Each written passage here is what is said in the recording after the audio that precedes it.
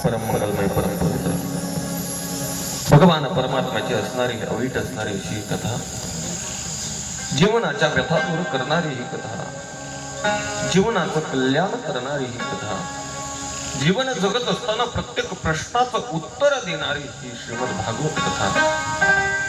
तुम्हा आम्हाला जीवन जगत असताना जगण्याचा मार्ग सुखकर बनवणारी ही श्रीमद भागवत कथा,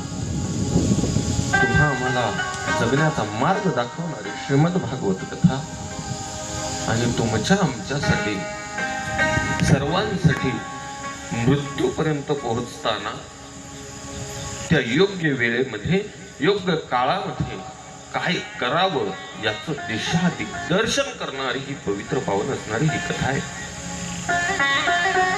मानवी जीवनाचं कल्याण करणारे, तिमिरातून तेजाकडे नेणारे, अंधकारातून प्रकाशाकडे नेणारे, भ्रमाज्ञानातून प्रमाज्ञानाकडे नेणारे,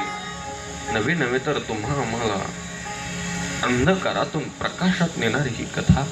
या कथेमध्ये प्रत्येक जण आता प्रवेश करणार आहे, पण तत्पूर्वी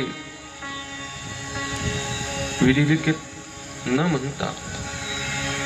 जगमान्य असणारा नियम,